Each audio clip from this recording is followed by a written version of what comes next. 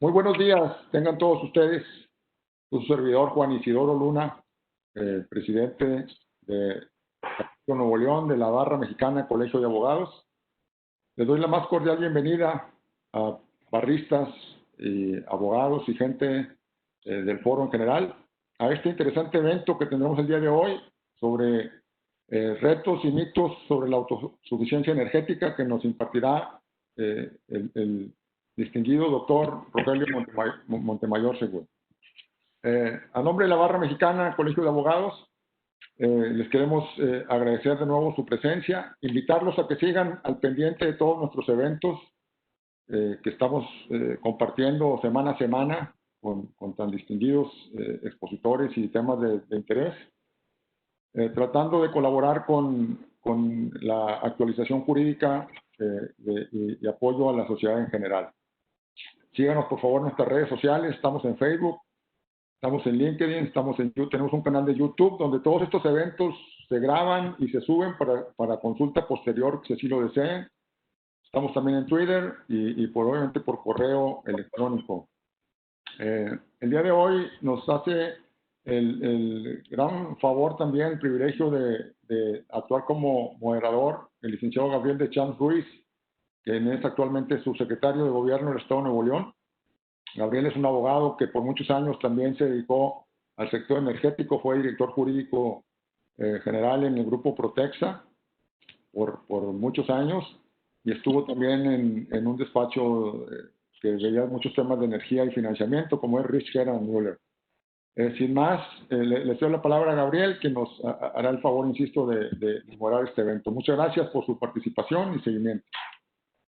Muy buenos días a todos. Agradezco mucho a Juan Isidoro Luna y a Marcelo González, Juan, presidente de la Barra Mexicana de Abogados, capítulo Nuevo León, y Marcelo, coordinador del Comité de Energía, también de la misma barra, capítulo Nuevo León.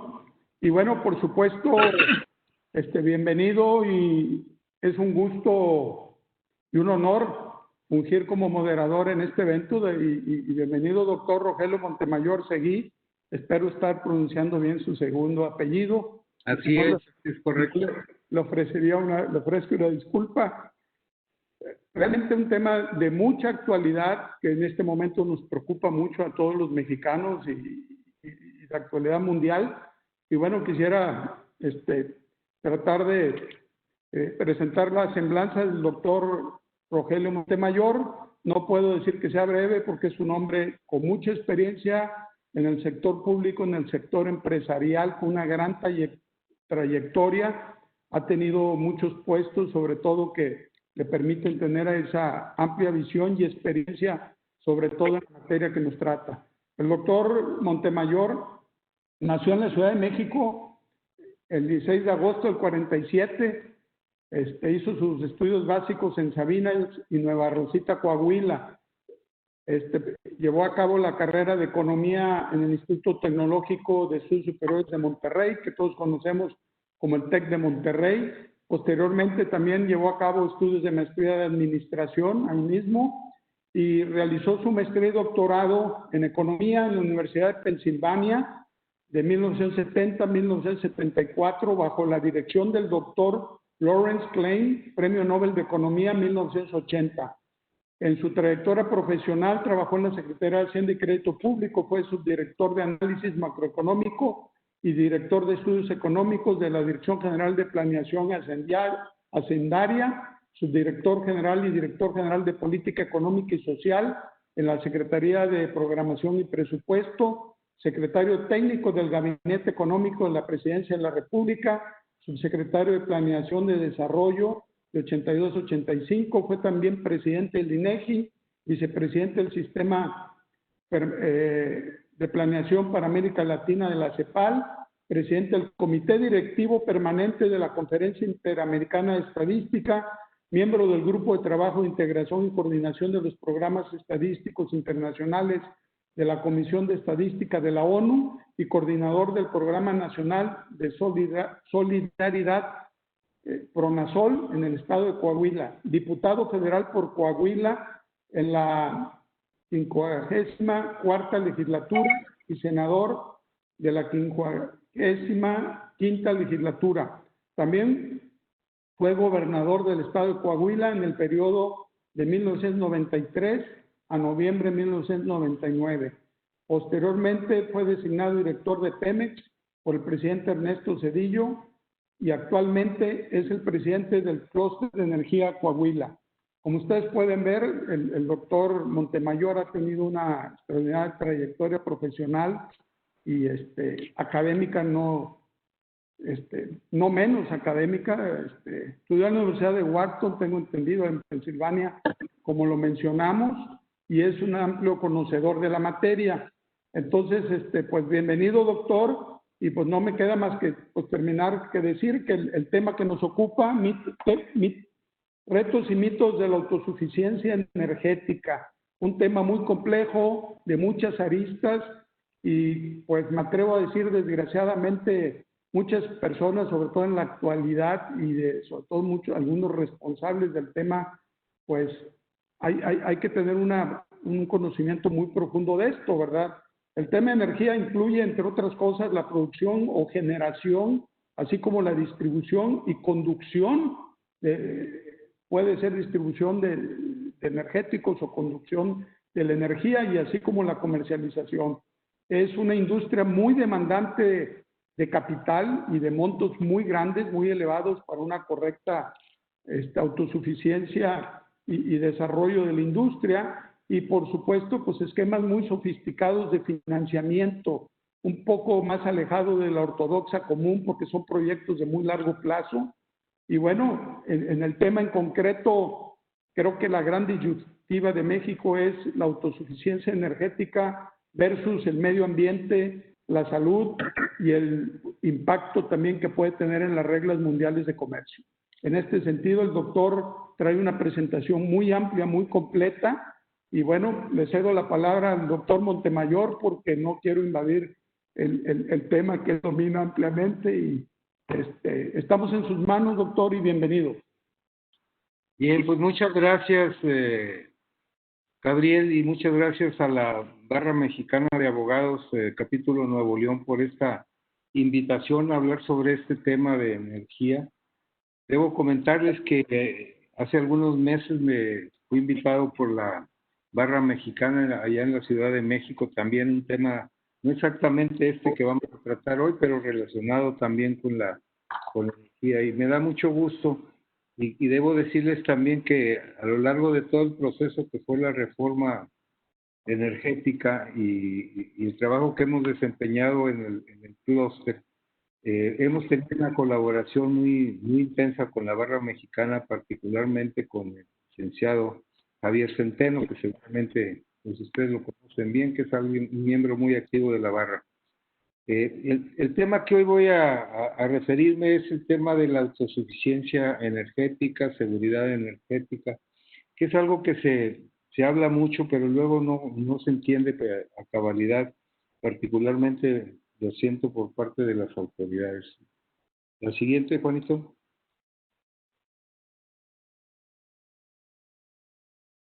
Aquí les voy a pedir un poco su paciencia porque estamos en tándem. La presentación está allá en Saltillo, yo estoy acá en Sabinas. Juan, muévele.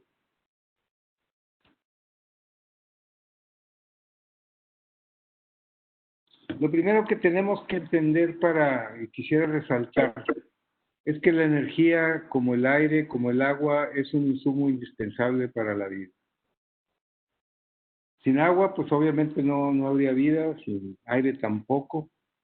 Sin energía, sí habría vida, pero sería una vida similar a la que hubo pues allá hace millones de años, cuando el Homo sapiens aún no lograba dominar el fuego. Había fuego, pero no lo sabían controlar, entonces no se podía usar para muchas de las cosas que posteriormente se empezó a usar, entre otras la preparación de la comida. Entonces, realmente la vida como la conocemos ahora sí sería impensable si no tuviésemos energía. Adelante. Y hay otro elemento que hay que tener presente. A lo largo de la historia, el control de recursos energéticos, dada esta importancia para la vida, ha sido pues parte de las decisiones geopolíticas y lo tenemos muy claro a lo largo del siglo XX, donde, por ejemplo, al final de la Primera Guerra Mundial, que fue un final que nadie esperaba todavía y no estaban preparados, y se da un proceso muy largo de negociación en París, donde fue el presidente de Estados Unidos, el primer ministro de Inglaterra y el canciller francés. Y por el espacio de 6 meses se está negociando, pero aparte de lo que ahí se negoció y el famoso tratado que puso fin a esa guerra, el ejército francés estuvo ocupando parte de Alemania todavía por varios años más y todo tenía que ver con el carbón. Lo mismo cuando se analiza la historia de la independencia de la India, el grupo mayoritario, los hindúes, pues no querían que se partiera la India. Hicieron un esfuerzo muy grande de negociación, estuvieron dispuestos a muchas cosas con la minoría musulmana, y al final de cuentas ya había una decisión de Gran Bretaña de que se tenía que partir en dos, una India musulmana que sería Pakistán y una India hindú que sería mayoritariamente hindú. La razón de fondo, ¿cuál era? Pues era poner un colchón de protección al petróleo de la península arábiga y de esa zona frente a la influencia de Rusia y quizás China. Adelante. Entonces, de ahí que esa importancia hace que todos los países buscan reducir la dependencia en materia energética, y eso nos lleva a plantearnos la pregunta de, obviamente es muy difícil pensar que toda la energía pudiera provenir de una sola fuente. Entonces siempre se habla de una matriz energética. ¿Y cuál sería la matriz energética deseable para un país? Entonces, para poderla decidir, porque las condiciones de cada país son diferentes, hay diversos factores a considerar. Uno tiene que ver con el impacto ambiental. O sea, tenemos que buscar una matriz que minimice el impacto sobre el medio ambiente. Y luego la otra consideración tiene que ver con la seguridad del abasto, la disponibilidad del producto. Eso tiene que ver tanto con lo que el país cuenta, con qué recursos tiene, o cómo lograr seguridad del abasto externo cuando no tienes todos los recursos internamente. Obviamente en esto juega un papel muy importante la tecnología, que es la que nos va a permitir lograr una matriz energética eficiente. Adelante. Entonces, de lo que se trata en materia ambiental, considerando que cualquier actividad humana, cualquiera, si caminamos por la calle o por un jardín, pues estamos matando quizás algún animalito, estamos matando alguna planta, lo que hagamos tiene un impacto. O sea, el hombre a lo largo de su historia ha ido, pues, de alguna forma, por decirlo, aunque se oye muy fuerte, degradando el ambiente. Pero ¿de qué se trata? Pues se trata de minimizar este impacto. No es imposible evitarlo, pero pues ahí tiene que jugar el balance entre el costo ambiental y el beneficio que pueda traer ese costo y tratar de minimizar ese costo. En la gráfica que está ahí presentada, ustedes ven la aportación de gases de efecto invernadero de distintas fuentes de generación de energía. Como pueden ver, las energías renovables que son las que están hacia la derecha de la gráfica, pues son las que menos impacto tienen. Y a la izquierda, las primeras tres barras son fósiles, carbón, petróleo y gas natural. Como podemos ver ahí, el gas natural es el menos contaminante de los energéticos fósiles. Y esto es importante de considerar porque ahorita vamos a ver que no es posible tener una matriz energética solamente con renovables, al menos no lo es hasta el momento. Quién sabe si en el futuro pueda llegar a hacerlo. Entonces, esto nos da un primer elemento para buscar una matriz deseable. Adelante.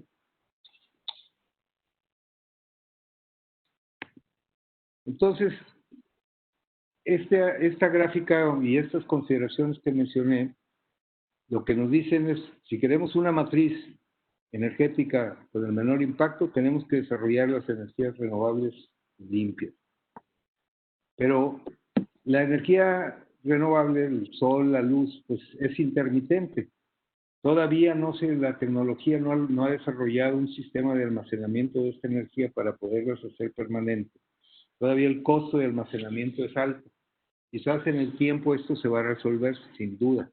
Pero por lo pronto, tiene que haber otra fuente que complemente las anteriores para poder dar una combinación de ambas, pues poder surtir la energía que requiere la industria y la que requiere la vida las 24 horas del día por los 365 o 66 días del año.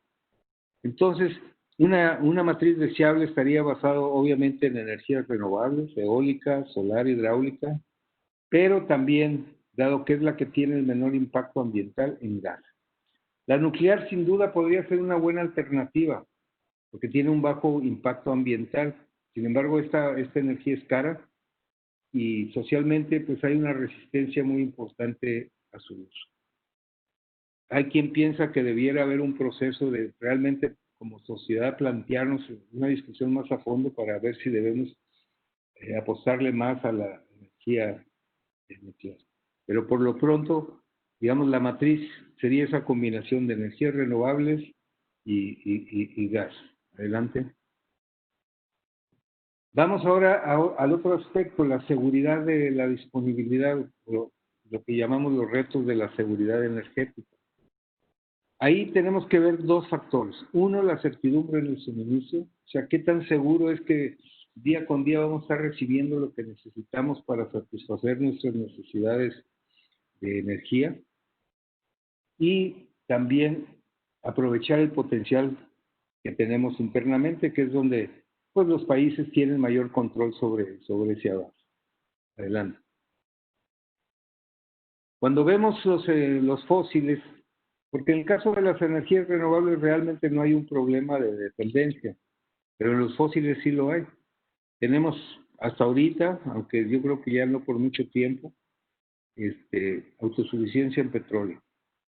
Pero en todos los demás tenemos un porcentaje de abasto nacional muy bajo,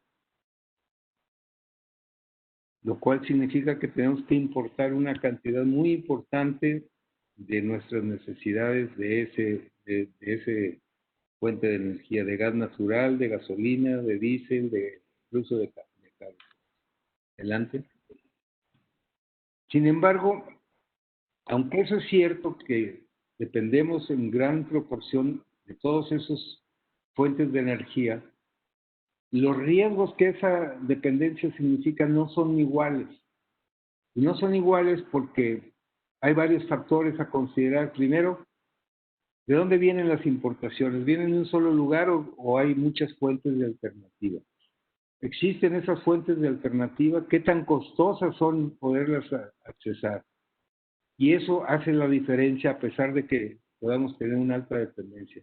Y hay países que no cuentan con ciertos, que no tienen recursos, importan el 100% de sus necesidades y sin embargo pues pueden resolver el problema de seguridad pues por otros mecanismos como es el desarrollo de muchas alternativas de abasto. Adelante. En el caso de gasolina y diésel, vemos ahí de dónde lo estamos importando. La mayor parte lo traemos de Estados Unidos, obviamente por la cercanía. Pero vemos que hay una gran cantidad de otras alternativas donde también importamos, de los Países Bajos, de España, de las Bahamas, de Bélgica, de Corea del Sur, de Singapur, de Trinidad, de Brasil, de la India. Lo que esto significa es que si en algún momento Estados Unidos nos cierra la válvula, tenemos alternativas. Y eso ha sucedido ya. Por ejemplo, hace algunos años con unos huracanes que afectaron la costa del Golfo de México en Estados Unidos, que se cerraron varias refinerías por 2 o 3 semanas, pues se cortó el suministro de gasolina de Estados Unidos. ¿Y qué se hizo? Pues se empezó a importar del sudeste asiático. ¿Cuál es el impacto? Hay un impacto en costos, pero es pequeño porque es solamente, o sea, el precio es el mismo, lo que varía es la logística para traerlo, pero no es un costo que mate a la industria ni que mate al funcionamiento de la economía. Adelante. En el caso del gas la situación es diferente. Ahí la dependencia es muy peligrosa porque conlleva el riesgo de una parálisis económica. Para mí, la dependencia del gas realmente es un problema de seguridad nacional que debería ponérsele mucha atención y no se le está poniendo. Adelante. ¿Por qué es esto? Pues primero porque nomás tenemos un proveedor. De Estados Unidos traemos el 90 y tantos % de todo lo que importamos. Hay otro elemento por qué es muy riesgoso esto. Adelante. ¿Por qué no podemos traer de otros lados? Porque el gas, los mercados son regionales. Y son regionales porque se mueve por ductos, el gas natural. Para traerlo de otra forma, habría que transformarlo a gas licuado, llevarlo en tanques y luego en el país donde se recibe volverlo a gasificar. Esos dos procesos que consumen mucha energía, hacerlo líquido y luego volverlo a hacer gas, casi triplican el costo del gas. Entonces, sí hay alternativas, nomás que son alternativas que te sacan de competencia totalmente. Y hay otro problema de la dependencia. El gas que estamos importando de Estados Unidos es un gas seco. O sea, normalmente el gas, en la mayor parte de los pozos, viene con metano, que es la base de la petroquímica. Estados Unidos nos vende el gas seco, le quitan el etano allá y ellos lo desarrollan por su industria petroquímica. Y la industria petroquímica nacional pues no tiene etano, tiene que importarlo. Ahorita hay todo un litigio ahí con un contrato que se hizo algunos años sobre ese tema, ¿verdad? Pero lo más grave de todo es que la industria petroquímica en México pues está en condiciones sumamente precarias y nunca ha desarrollado el potencial que podría llegar a tener. Adelante. También es riesgoso importar este gas porque lo hacemos por muy poquitos ductos. O sea, la mayor parte de las importaciones son por unos cuantos y tenemos una infraestructura de importación limitada y además vulnerable. En cualquier momento puede sufrir algún atentado, alguna cosa.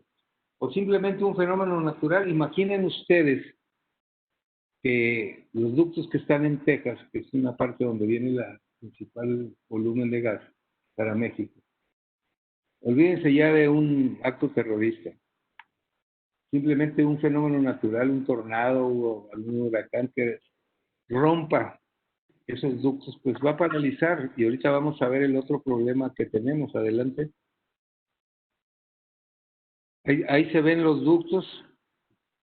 Es una infraestructura muy limitada. Compárenla con la cuadro que está a la derecha, que es la red de ductos en Estados Unidos, que parece una telaraña, ¿no? Comparada con la nuestra. O sea, somos muy vulnerables. Adelante. Adelante. Y esta vulnerabilidad que mencionaba de los ductos, caso que se suspendiera por alguna razón, tomar un par de semanas arreglar los ductos, no tenemos capacidad de almacenamiento. Vamos a ver la comparación de lo que tiene México con lo que hay en otros países. Adelante.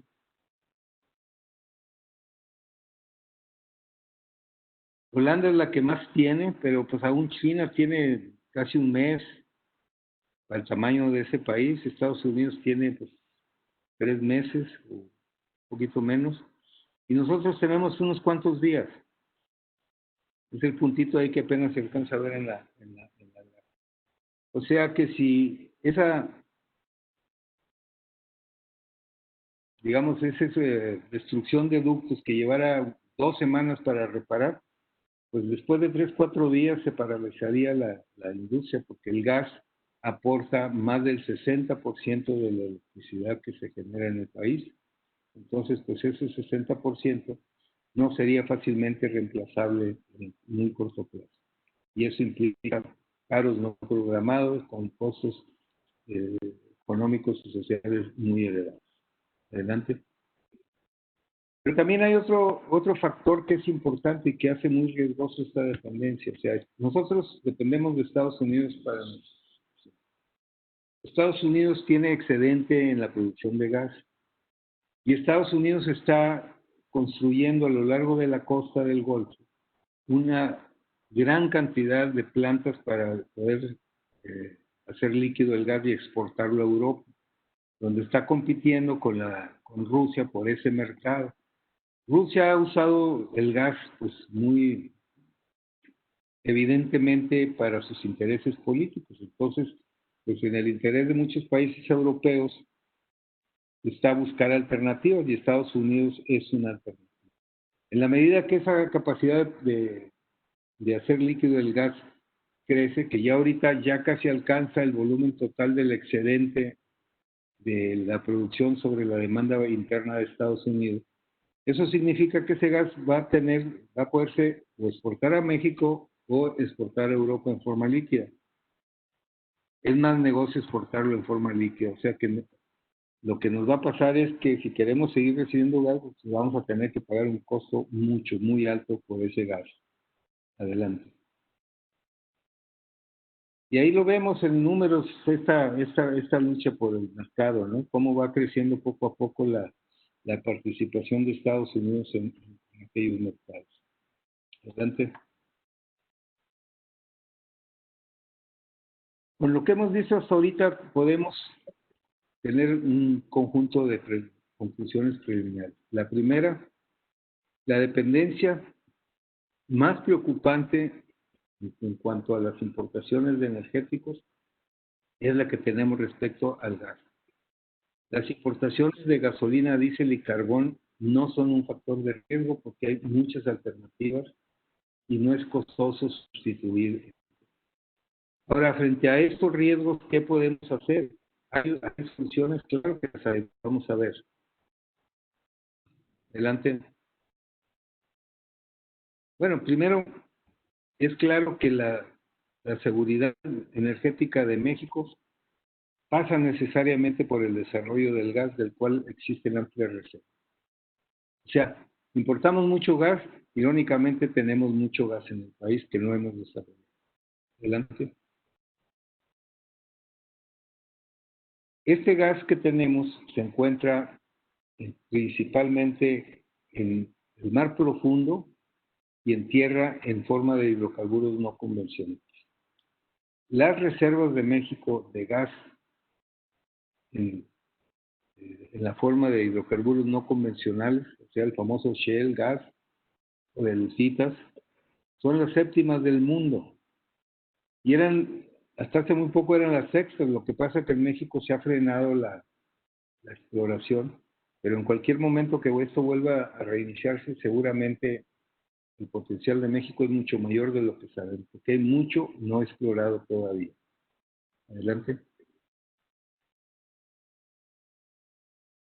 La estimación con la información que se tiene hasta ahora es que tenemos reservas potenciales de 200 trillones de pies cúbicos en yacimientos no convencionales.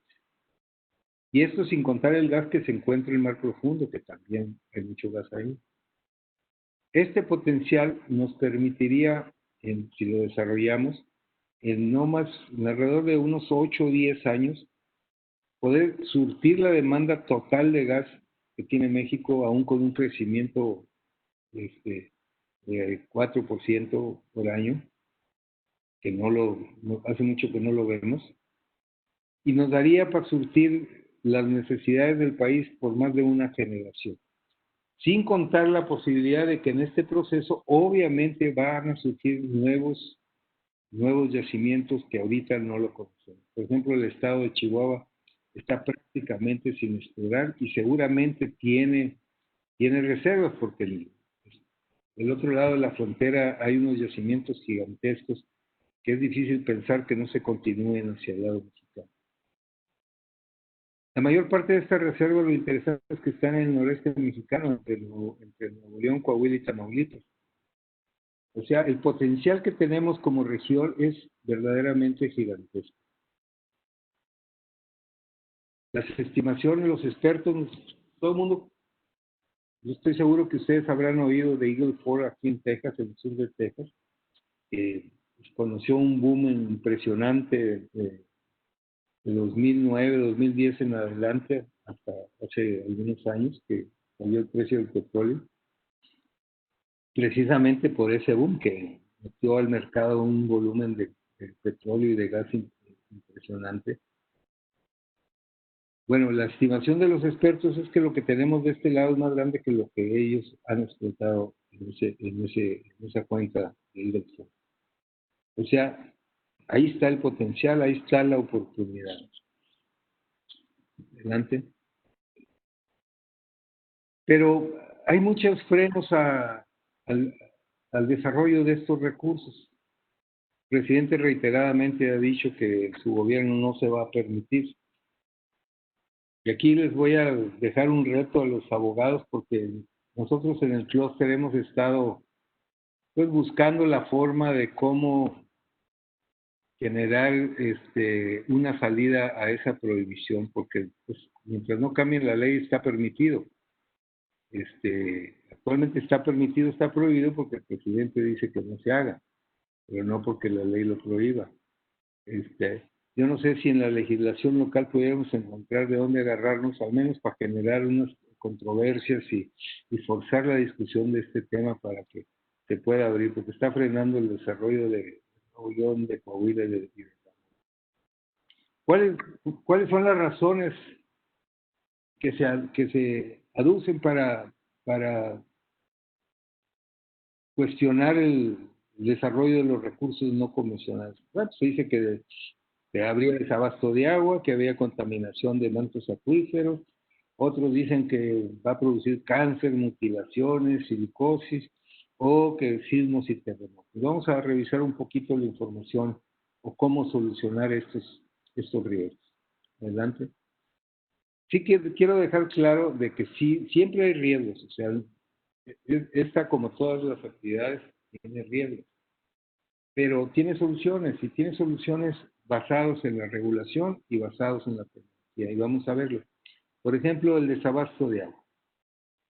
La regulación mexicana dice que la utilización de agua en la industria en general tiene el 8º lugar de prelación, o sea, no es la más prioritaria.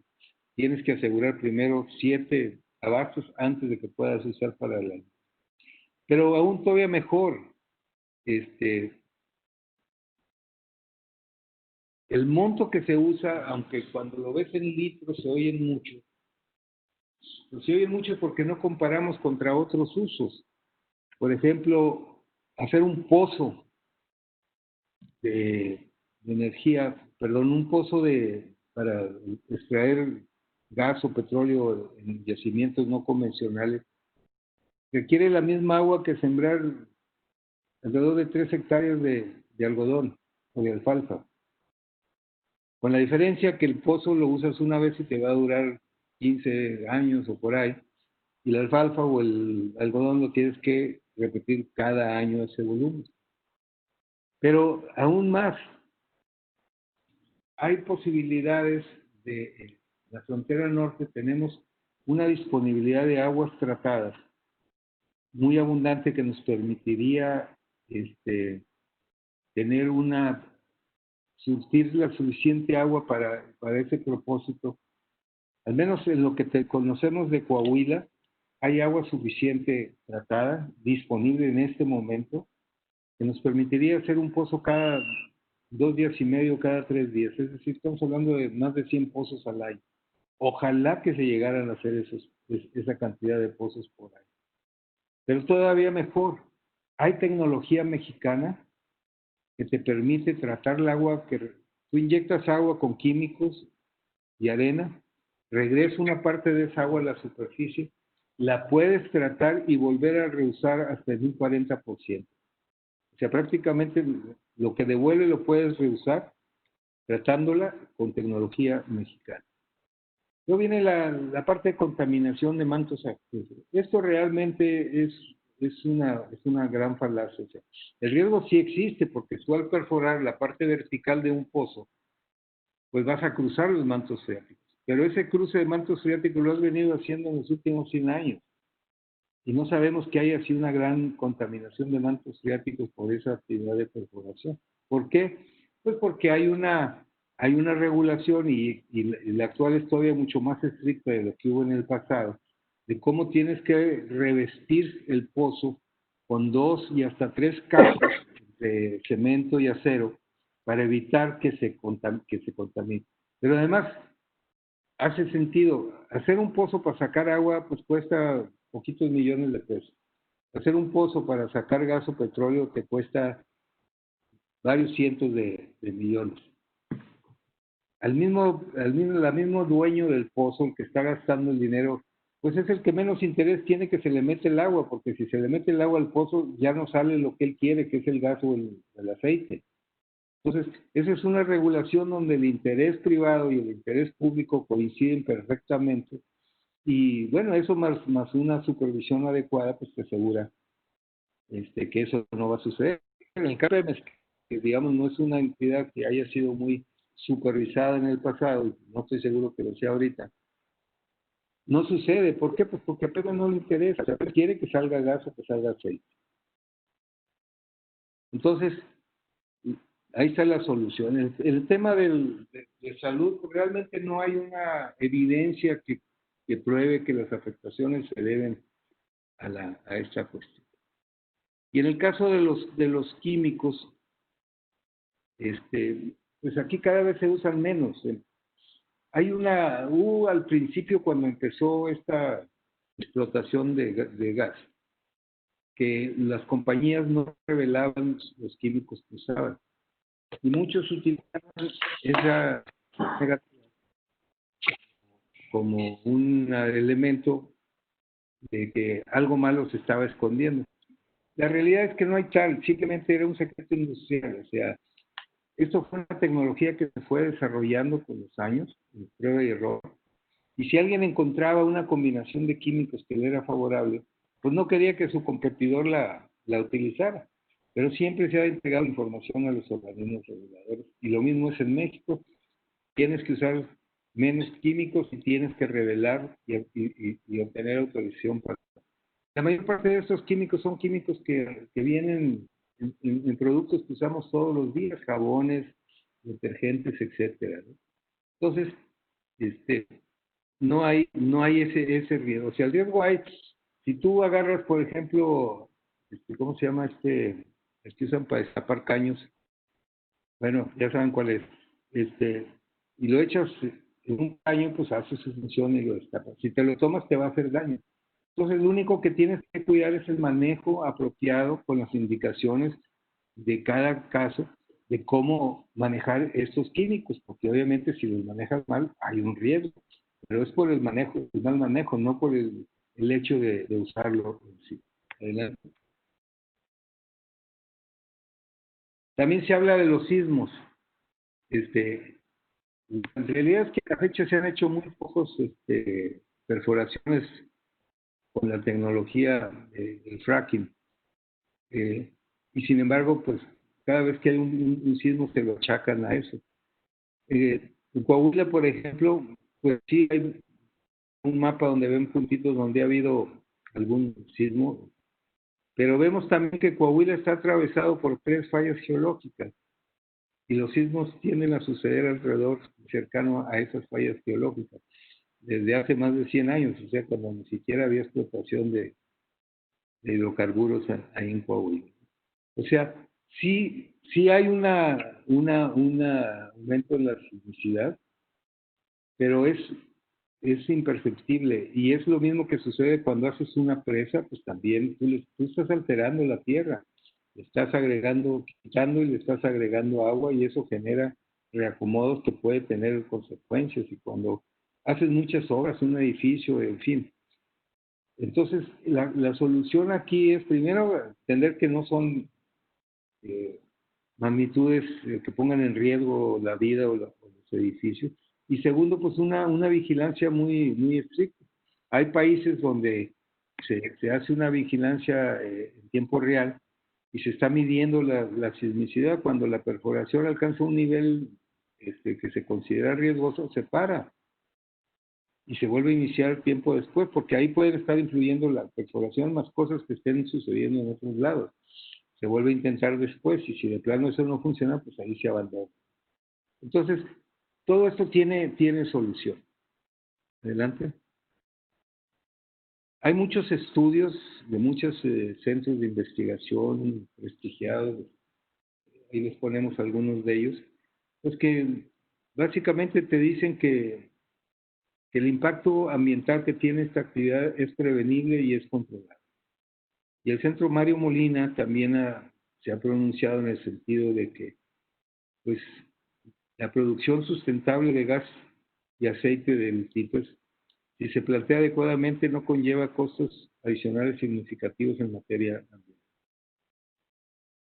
O sea, la cuestión es regulación, tecnología, y la regulación implica supervisión. Si esos elementos se dan, podemos desarrollar este potencial. Y no hay por qué no se den. Para eso están las autoridades. Adelante. Entonces, quiero reiterar que la apuesta, si queremos realmente lograr seguridad energética en el país, tenemos que apostarle por las renovables y por el gas. Por el gas porque es la energía más limpia de las fósiles, es la más económica, es la del futuro, es segura, es sostenible, genera inversión, genera empleo y es el complemento ideal para las energías renovables.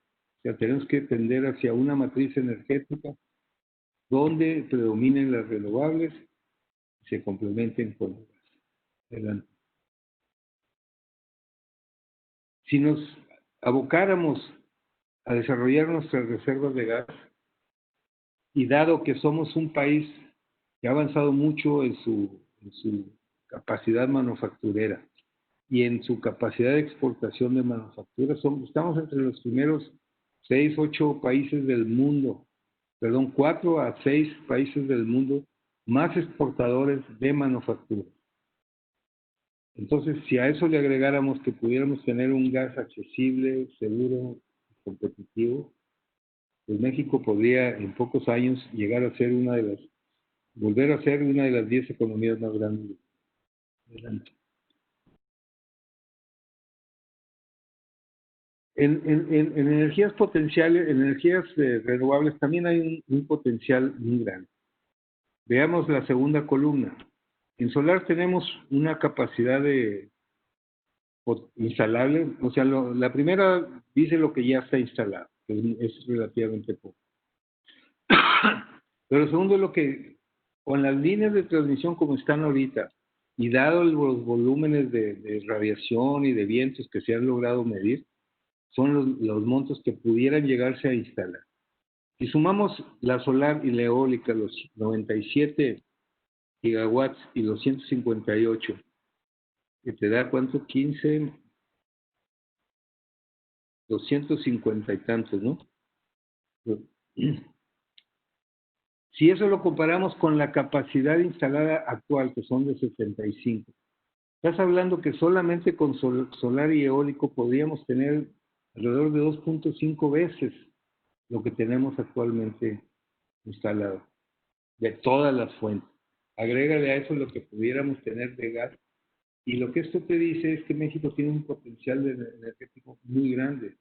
Y el reto nuestro es traducir ese potencial en bienestar para todos los mexicanos. Adelante.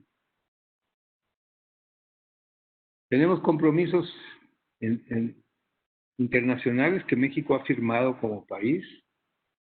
Se supone pues son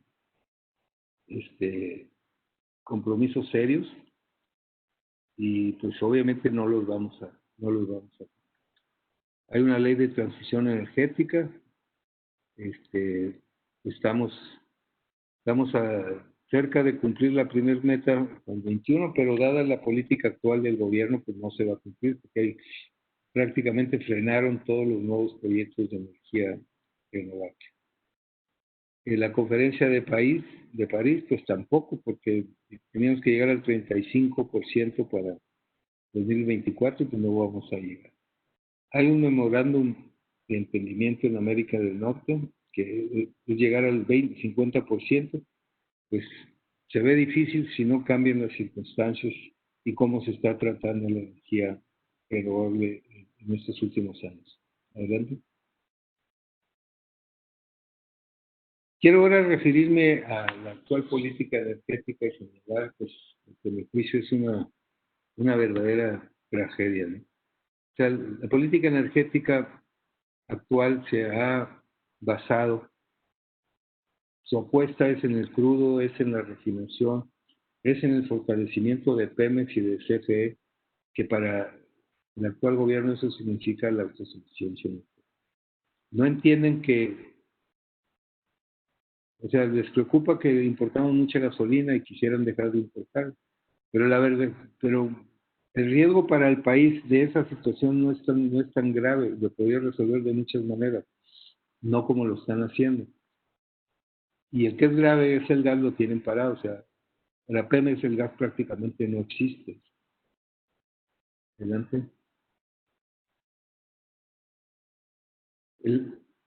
Desde mi punto de vista, un sano desarrollo del mercado de energía en México sí requiere un Pemex y un CFE fuertes, porque ello ayudaría a mejorar el mercado. O sea, en este mercado participan actores muy grandes.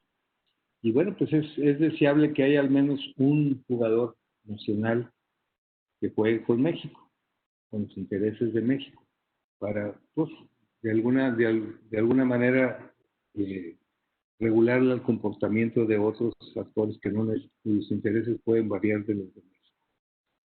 Entonces, pero la actual estrategia no funciona. O sea, se están enfocando en extraer petróleo. No importa el costo. Ahorita hay muchos pozos que está trabajando Pemex cuyo costo es muy superior al precio al que están vendiendo. O sea, entre más produzcamos, más estamos perdiendo.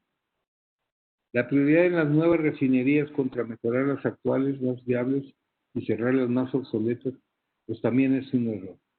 Y podrías comprar, o sea, con mucho menos de lo que vas a gastar menos lo que han dicho que van a gastar en la refinería de Dos Bocas, podrías comprar cuando menos 2 o 3 refinerías en zonas estratégicas que te sirvieran a tus propósitos en el extranjero y operarlas.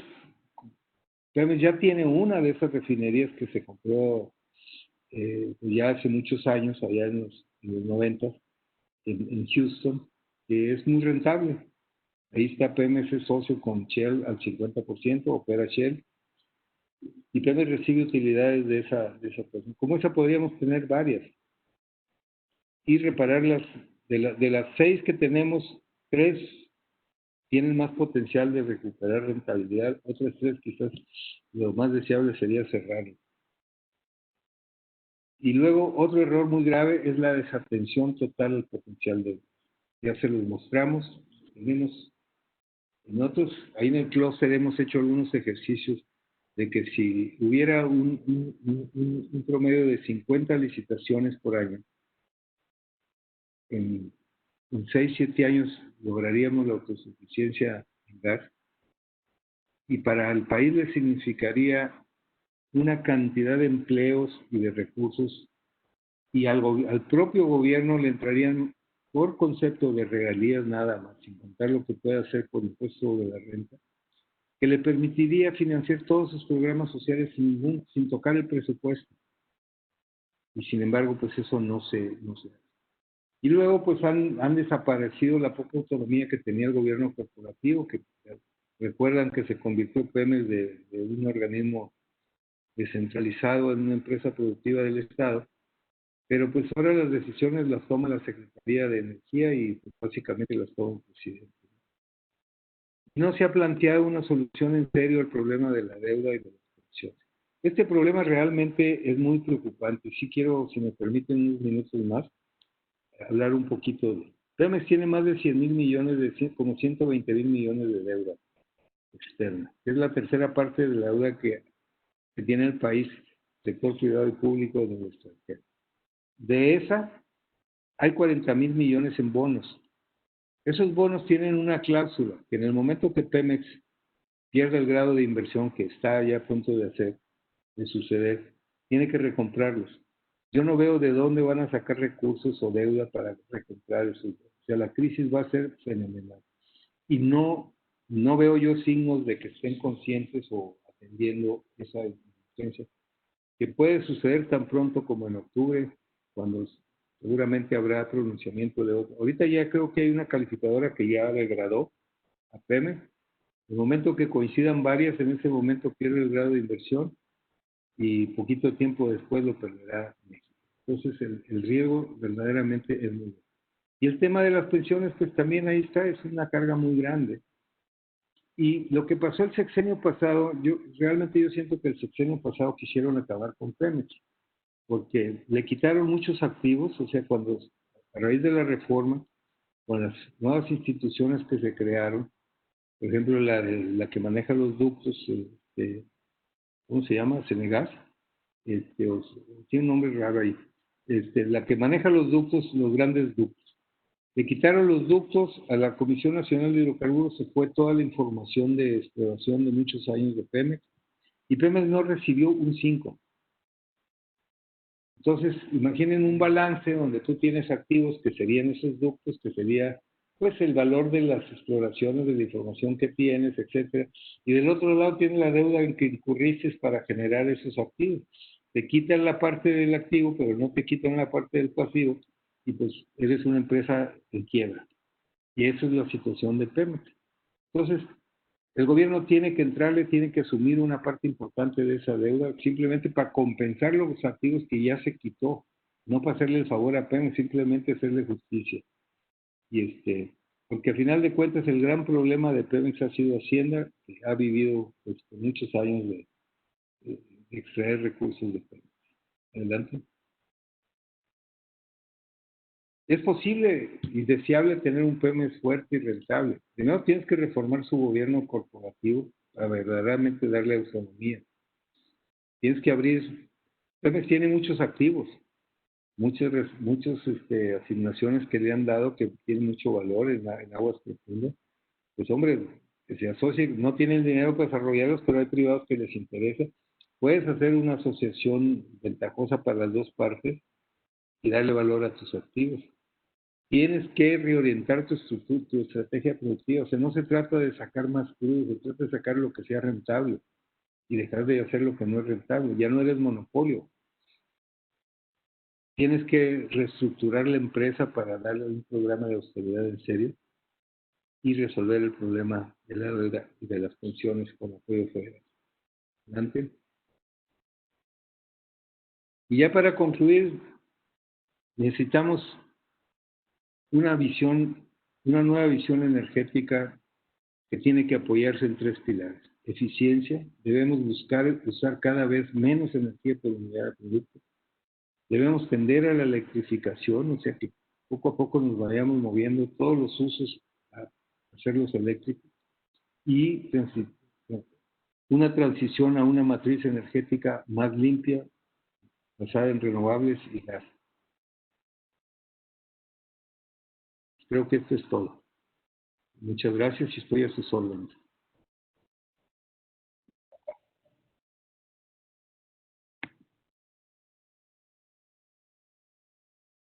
Bueno. Sí, bueno. Sí. Pues muchas gracias, doctor. Una presentación muy amplia, muy completa, que por lo mismo nos lleva a tener muchas dudas, sobre todo, no por la falta de información, sino todo, como bien lo dijimos, es una industria de la cual pues depende todo. La energía es esencial para la vida del ser humano. Estamos aquí viendo a ver las preguntas que tengan los asistentes. Y por otro lado, pues sí vemos una situación sobre todo muy compleja, porque como se ha comentado, para todos los proyectos energéticos que nos llevarían a resolver o cuando menos mejorar en la postura actual que hay, pues se requiere una gran demanda de capital, y el capital, sobre todo si no se tiene, pues va muy de la mano del tema de la confianza, ¿verdad? A mí me llamó mucho la atención lo que dijo al inicio, que para tener la autosuficiencia tenemos un problema que casi es de seguridad nacional, como es la dependencia. Y la dependencia, sobre todo para hacer la transición hacia el gas, pues depende evitar esa dependencia de dos temas fundamentales. Lo manifestó usted, que sería llegar a un nivel de producción de gas satisfactoria, y el tema de la distribución que requiere la infraestructura para esa distribución, ¿no? Tenemos pocos gasoductos, como usted presentó ahí el plano de México y la comparación con Estados Unidos, pero bueno, si nos concentramos en México, vemos que el sureste del país, si no son escasos, no existen gasoductos o formas de conducción de energía como posteriormente si generamos después con el gas la energía eléctrica, y las que tenemos pues son en el noreste, en el norte. En las opciones de producción tenemos grandes reservas que podrían incrementarse sustancialmente con una mayor exploración, aunque ya tenemos reservas probadas importantes. Eso nos pudiera generar opciones de financiamiento importantes basadas en las reservas, siempre y cuando hubiera licitaciones para la extracción de ese gas y tener la posibilidad de la distribución. ¿Cuál sería realmente su opinión, doctor, sobre la posibilidad de que en México llegáramos a optar por el fracking para incrementar esa producción de gas? Probablemente el contexto actual se ve bastante complejo, ¿verdad? Sí, bueno, actualmente está muy, digamos, está complicado. Legalmente aún no han modificado nada, lo cual significa que es posible hacerlo, no está prohibido en la ley. Pero el diseño institucional que se hizo en la reforma le dio autonomía, obviamente, a la Comisión Nacional de Hidrocarburos, pero no así total a la CRE. Y dejó en la Secretaría o sea, el proceso de licitaciones se inicia en la Secretaría. Entonces, si el presidente de licitación de nuevos campos, como está definido en la ley, la Secretaría le dice a la Comisión Nacional de Hidrocarburos, licita estos campos. Entonces ellos ya organizan la licitación, como sucedió en las que hubo. Como ahorita el gobierno el presidente no quiere, porque al interior del gobierno hay muchos que sí quisieran, que sí ven que realmente se puede, que no hay una razón de fondo para prohibirlo, pero pues la secretaria, que también piensa igual que el presidente, lo tiene frenado, y si ellos no dan el paso, pues la comisión no puede hacer licitaciones. Entonces yo pienso, digamos, primero pues ojalá que en esta elección del 21 pierdan la mayoría, para que a lo mejor por ahí pudiera lograrse hacer algo, ¿no? Pero si no, pues vamos a tener que esperar. Ahora, esta espera no tiene que ser sin hacer nada, hay muchas cosas que se pueden hacer. O sea, yo creo que hay que ir desarrollando toda la cadena de proveeduría, al menos a nivel de planes, porque esto va a suceder eventualmente. O sea, el recurso ahí está, lleva millones de años ahí, y 3, 4 años más va a esperar y no va a pasar nada, ¿no? Entonces tenemos que aprovechar este tiempo para preparar. Nosotros hemos siempre insistido que tenemos que prepararnos en formación de recursos humanos. El sistema educativo no estaba diseñado para esta actividad. En Coahuila iniciamos un proyecto para hacer esa reingeniería de la educación tecnológica. Se quedó a la mitad porque el nuevo gobierno nos paró el proyecto. Era con recursos de CONACYT. Pero pues hay que seguirle de alguna manera. O sea, ya estaba todo iniciado. Hay como 5,000 muchachos que están preparándose. Pues tenemos que ayudarlos a terminar. Y eso tenemos que hacerlo al menos en estos 3 estados que que es donde está la reserva. Seguirnos preparando, seguir avanzando en el desarrollo de proveeduría, el conocimiento de ver cómo mejoramos la regulación, porque pues obviamente como toda obra humana es perfectible, pero sí conscientes de que yo veo difícil que el presidente vaya a cambiar. Y es un error porque en la situación actual que tenemos, realmente es el único sector que yo le veo que rápidamente pudiera reanimar la economía, porque habría un, digamos, momento que se hiciera la primera licitación, vuelven los compradores porque hay apetito por ese recurso, ¿no? Y pues hacerlo bien para que sea provechoso para México. Yo pienso que las licitaciones anteriores han sido muy provechosas para México. De hecho, yo creo que le generan más recursos al gobierno que lo que genera Pemex, porque Pemex sí paga muchos impuestos, pero ahorita se los están devolviendo porque Pemex está bien quebrado, ¿no? Entonces, resumiendo, veo difícil en el muy corto plazo, pero es algo que tiene que suceder y va a suceder. Tenemos aquí una pregunta que de alguna manera quedó contestada, pero en la presentación mencionó que la regulación es la clave para crecer en la sustentabilidad de la energía. Con la tendencia de austeridad y la debilitación de instituciones como la CRE, ¿cómo es factible que pueda desarrollarse esa regulación?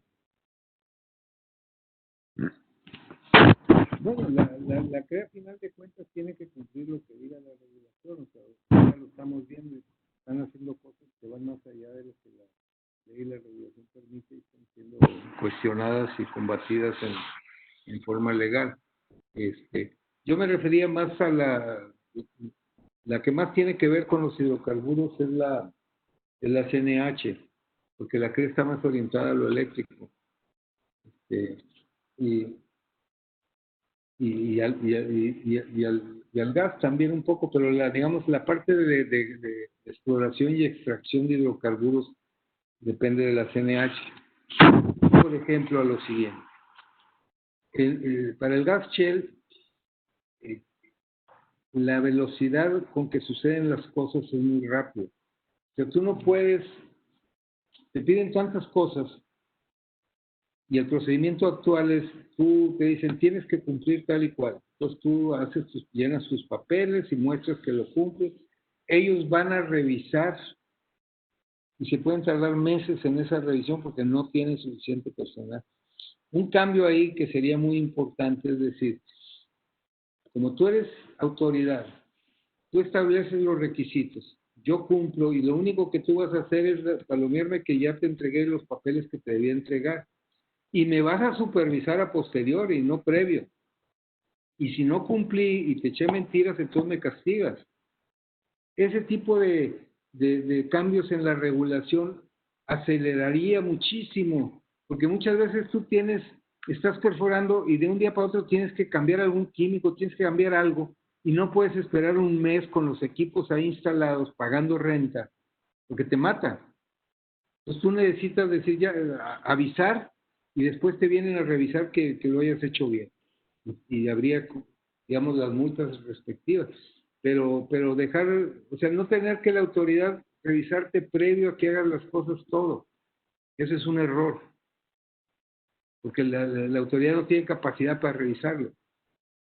Lo vimos con los famosos, que pedían las evaluaciones de impacto social. Hubo un momento que había miles de evaluaciones ahí, tenían 3 gentes para hacerlo. Nunca pudieron cumplir esa parte, pues mejor ya lo entregaste, yo después te voy a revisar selectivamente al azar o de alguna manera para ver si cumples o no cumples con lo que debes de cumplir, ¿no? Tenemos aquí otra pregunta, doctor. ¿Considera que la puesta en marcha de las hidroeléctricas a su máxima capacidad es un factor que pueda contribuir a la seguridad energética de México? Sí, las hidroeléctricas es una fuente que debe estar en la matriz. Tiene un potencial pues limitado a la cantidad de potencial que tenemos, que está muy desarrollada, todavía quedan algunas áreas por explotar. El problema que tiene es el mismo, pues es el mismo de las renovables, que no siempre hay agua. Cuando no hay agua, pues baja mucho la producción, pero mientras haya y la puedas usar, tienes que usarla. O sea, pero esa te va a dar un porcentaje, no sé, cuándo ande ahorita, pero no creo que pase más allá del 10% de la necesidad total. Donde Sí, en Sudáfrica era poca la participación. sí, o sea, no me la acuerdo de memoria, pero por ahí debe, no pasa de ahí. Lo presentó ahí en la gráfica. Sí. Tenemos otra pregunta. ¿Considera que el tema de soberanía energética de México debe descansar en el gobierno y sus empresas o por otro lado en el pueblo directamente mediante autoabasto o abasto con generadores particulares? ¿Quién debe definir esta soberanía? Yo la soberanía la vería como la seguridad. Yo creo que para hacer la realidad tienen que participar tanto las empresas públicas que ya existen, pero también tiene que haber una participación en condiciones pues competitivas del sector privado. Yo no creo, o sea, yo no estoy de acuerdo con lo que está haciendo este gobierno de pensar que basado en Pemex y CFE va a lograr eso. Ellos son un jugador, deben ser un jugador importante, pero nunca el único. Tiene que haber inversión privada, tiene que haber participación privada y claro, el gobierno pues, al final de cuentas establece las reglas del juego, pero deben ser reglas del juego pues que sean más o menos comparables con el funcionamiento de un mercado. La reforma energética en ese sentido está bastante bien diseñada. Tiene fallas y obviamente tiene que mejorarse, pero digamos permitía la inversión privada. Y ahorita lo que tú estás viendo es que el incremento en la producción, por ejemplo, de crudo, pues está viniendo del sector privado, de los contratos que se hicieron, donde el gobierno está ganando dinero porque recibe regalías por cada barril que sacan, por cada pie cúbico de gas que se produce. Y las regalías no son bajas, son bastante altas. O sea, realmente yo no entiendo por qué esa idea que tiene el presidente de que es una gandalla de los privados. Al contrario, si agandalle hubo fue del gobierno, porque, oiga, hay contratos de aceite que las regalías andan en 60-70% del valor de lo que está sacando. Entonces, pues digo, yo creo que Pemex no produce esa regalía. Lo produjo hace años cuando les trajiste todo y lo dejaste tan endeudado, pero ahorita por un lado le sacas y por otro lado le metes. Al final de cuentas, la neto yo creo que queda más o menos en 0-0, ¿no?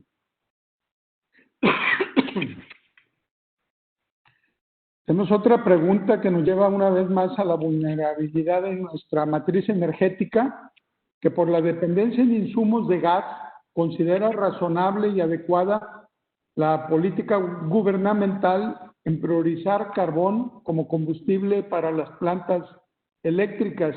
Creo que esto nos pone otra vez en la disyuntiva de la autosuficiencia energética versus salud y medio ambiente. Sí. Y también pues ahí habría que considerar el impacto en nuestras exportaciones, porque no sé qué considere usted, doctor, al menos Europa está siendo muy estricto que los productos que lleguen a Europa principalmente tengan un gran contenido de energías limpias, cosa que no tanto le importa a Estados Unidos, sobre todo a los gobiernos republicanos, pero no sé si un cambio a un gobierno democrático, otra vez Estados Unidos tendiera un poco más al uso de barreras no arancelarias cuando tus productos no tienen un componente importante de energías limpias. Sí. Mire, yo creo que yo no siento que el gobierno le esté dando prioridad al carbón. En México pues son 3 plantas que producen energía eléctrica en base de carbón, 2 que están aquí en Coahuila y una que está allá creo que es Nayarit, en la costa, ¿no? Las de Coahuila están prácticamente paradas, llevan más de un año prácticamente no comprar carbón en la región, que está viviendo una crisis muy severa. Y la otra sí está operando normal, pero no ha habido un crecimiento en la capacidad de generación en base a carbón. Yo creo que aquí el error que está cometiendo el gobierno es que el carbón, su problema es que genera muchos gases de efecto invernadero, como lo vimos en la gráfica. Pero existen ya tecnologías donde tú puedes capturar esos gases y no echarlos a la atmósfera y aprovecharlos, ya sea como gases, o en algunos países se está usando para inyectarlos a los pozos que utilizan fracking en vez del agua.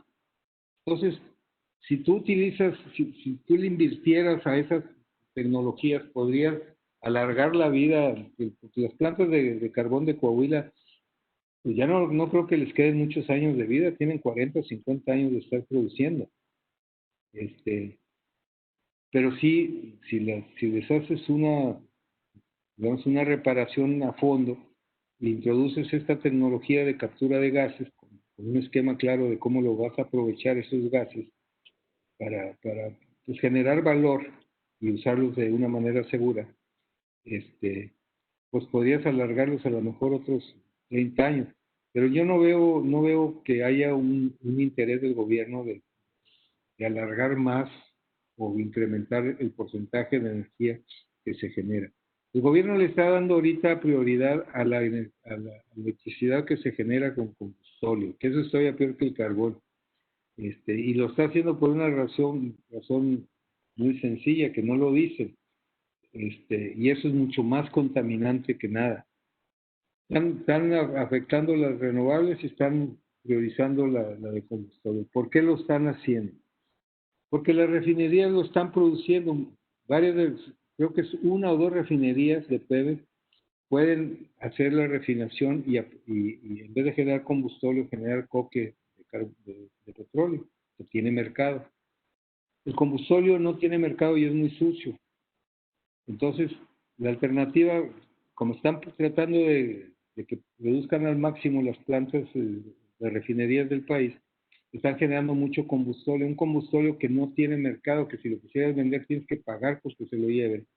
Entonces, ¿qué están haciendo? Lo están usando en las plantas, en las termoeléctricas, contaminando, pero en serio. Y eso pues es simplemente para no cambiar la estrategia, porque podían parar las refinerías, dejar de producir combustible, en todo caso importar la gasolina ya, y más aprovechando ahora que cuando bajaron los precios, que había gasolina muy baratos en el extranjero, y pues ir sustituyendo esas importaciones con generación de energía renovable, pero no lo han hecho así. Entonces, no le están dando prioridad en realidad al carbón, están descuidando mejorar la tecnología para hacerlo menos sucio, que se puede hacer, hay países que ya lo están haciendo. Y 3, el problema de la contaminación ahorita está en el uso del combustible más que del carbón.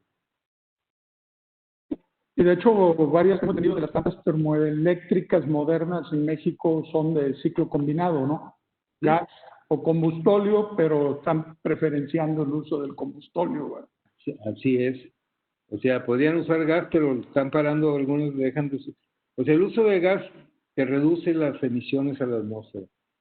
Pero como tienes exceso de combustible y apenas no haya que hacer, ni tiene dónde guardarlo, pues que se queme, ¿no?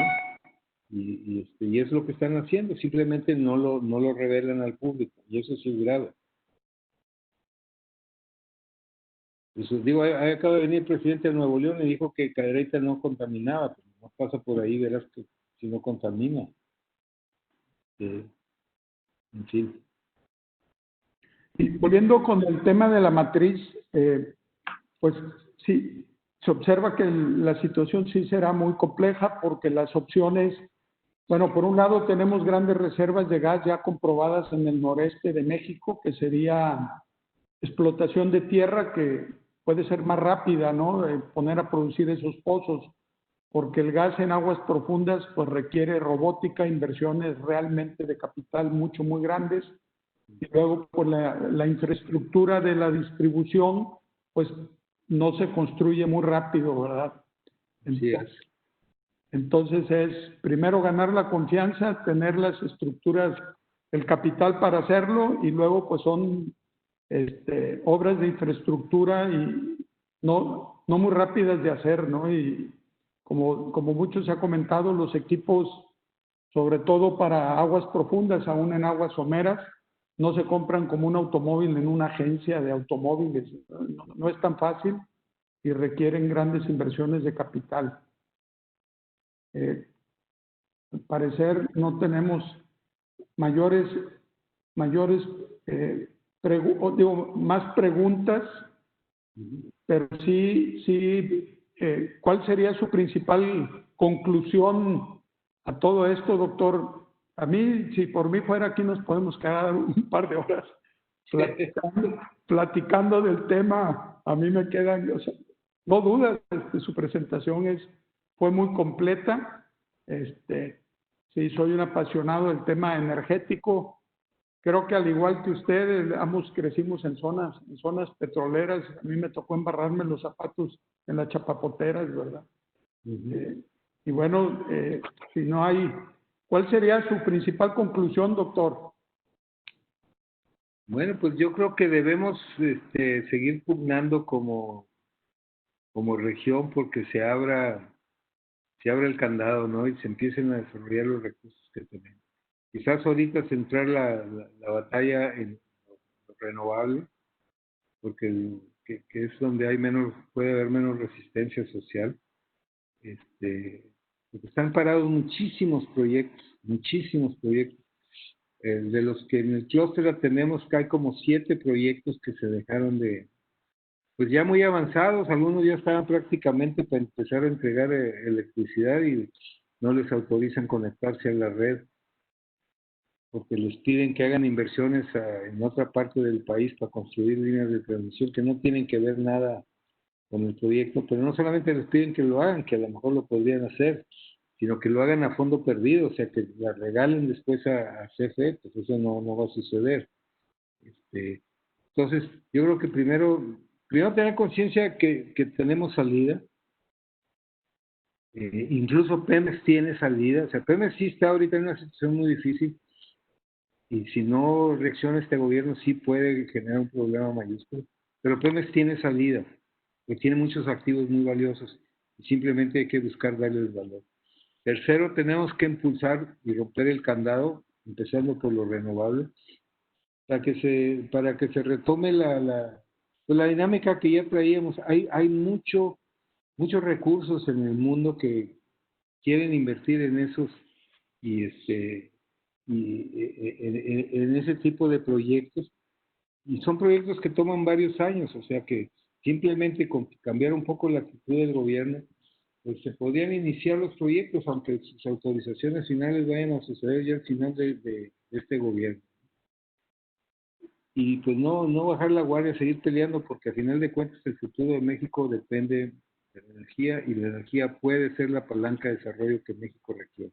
Yo estoy convencido de ello, que eso nos puede llevar a una situación y conocer otra época de prosperidad como la que fue la del milagro mexicano allá entre los 40 y hasta 1970, ¿no?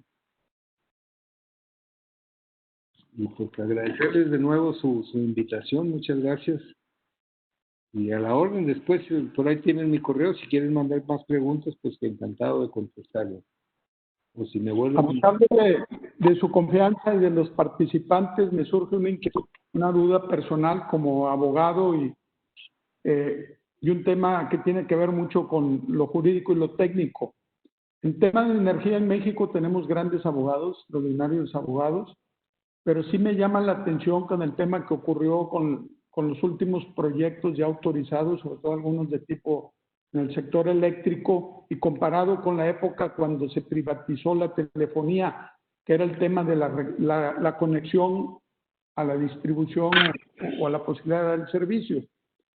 Y se omitió en la negociación y en las licitaciones prever que estuviera garantizado el acceso a las líneas de conducción de energía eléctrica y de suministro de gas que fuera a haber a quien construyera las plantas, o fue un exceso de confianza por la confianza que en ese momento había en invertir en energía en el país. Caso concreto, digo, ya el tema de la planta de Iberdrola que se canceló en Tuxpan, Veracruz, cuando hay varias plantas ahí de ciclo combinado. Está la planta de López Mateos, que tiene más de 30 años, funciona con puro combustóleo, y esta planta pues tenía a tiro de piedra la disponibilidad de conectarse al gasoducto de TransCanada, ¿verdad? Sí. Sí, mira, yo creo que esto ha sido un proceso de aprendizaje sin duda costoso. Cuando se privatizaron los teléfonos, yo creo que se cometió el error de dejarle al comprador de la empresa las líneas, porque eso le dio un poder monopólico terrible que todavía es fecha que no logramos terminar de poner en orden. Y por muchos años, por los precios, por los teléfonos, por los servicios digitales, por el internet, por todo eso que estaban dominados por esta empresa, pues fueron precios verdaderamente muy por encima de lo que eran los precios más competitivos de otras partes. En esta reforma se cuidó más eso, porque pues los ductos ya no se privatizaron, no se le dejaron a Pemex, se creó un organismo que se supone debe dar servicio a todos. Y era y como ahorita para efectos prácticos la CRE no existe, porque pues digamos, hace lo que le pide la secretaria.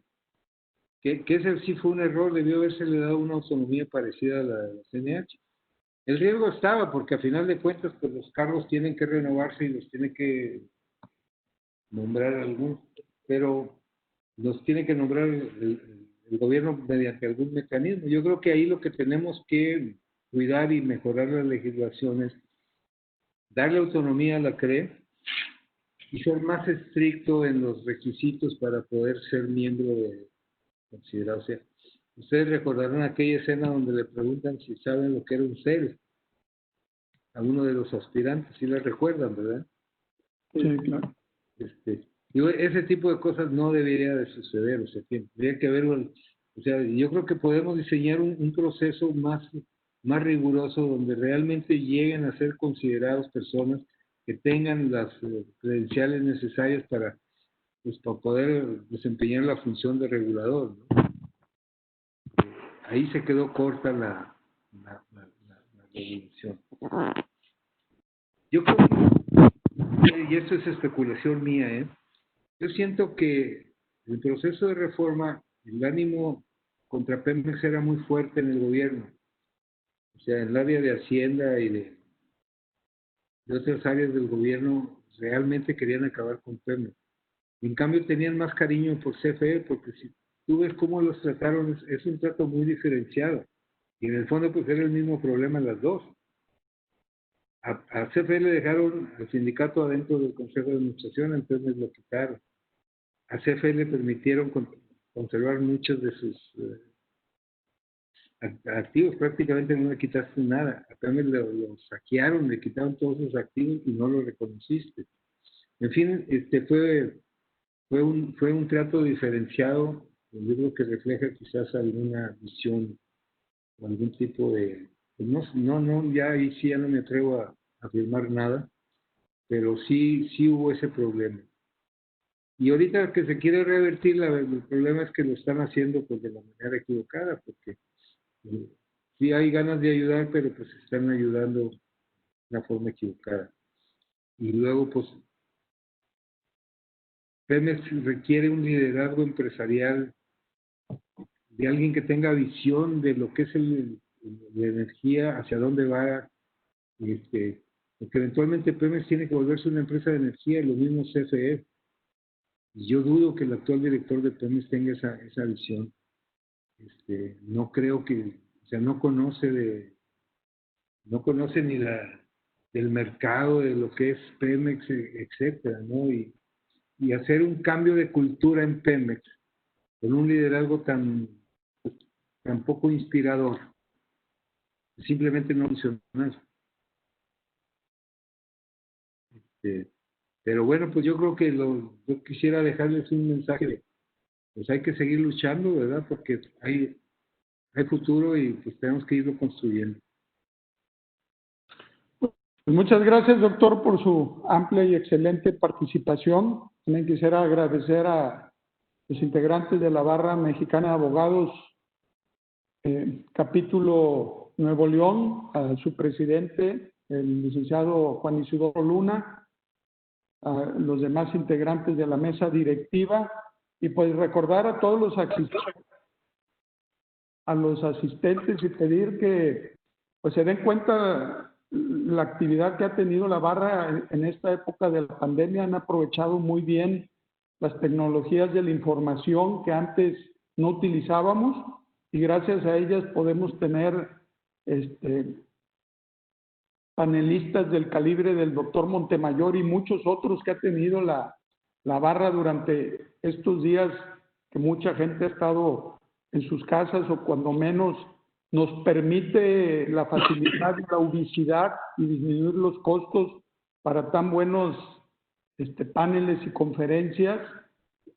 Entonces, pues, sobre todo a los jóvenes abogados, recomendarles que se afilien a la barra. La barra tiene mucho que darles. Yo en lo personal he visto un catálogo de conferencias diarias que ya quisiera yo disponer del tiempo para sumarme a ellas. Incluso lo que no sea mi especialidad de trabajo, pues hay que conocer y ampliar nuestro criterio y conocer un poco de todo. Entonces, sí felicito a la Barra Mexicana, a su presidente, a Juan Isidoro, a todos los integrantes, al coordinador del Comité de Energía, Marcelo González, y a todos los participantes, y agradecer al doctor, y pues darle la palabra a Juan Isidoro, que creo que ya me extendí yo en mi participación. Muchas gracias a todos. Muchas gracias. Muchísimas gracias de nuevo. Nada más muy breve para despedir. Recordarles que todos estos eventos se están grabando, se suben a nuestro canal de YouTube. Ahí muy fácil lo encuentran, capítulo Nuevo León de la Barra Mexicana Colegio de Abogados, si los quieren volver a ver o consultar de alguna manera. Agradecerle muy especialmente a Gabriel de Cham su tiempo, su disposición para apoyarnos y moderar de manera tan excelente este evento. Y desde luego a nuestro invitado de lujo, el doctor Montemayor. Un privilegio haberlo tenido aquí en este foro, doctor. Muchas gracias por su generosidad de compartirnos su experiencia y su perspectiva. Muy, muy interesante, desde luego, con alguien tan experimentado como usted. Muchísimas gracias a nombre de la barra a todos. A Marcelo, agradecerle su iniciativa y gestión de organizar este evento. Marcelo González, nuestro coordinador. Y estamos aquí en contacto. Y las puertas están abiertas para usted, doctor, y para ti, Gabriel, cuando ustedes gusten. La barra es de ustedes también. Muchas gracias a todos. Gracias, doctor. Muy amable.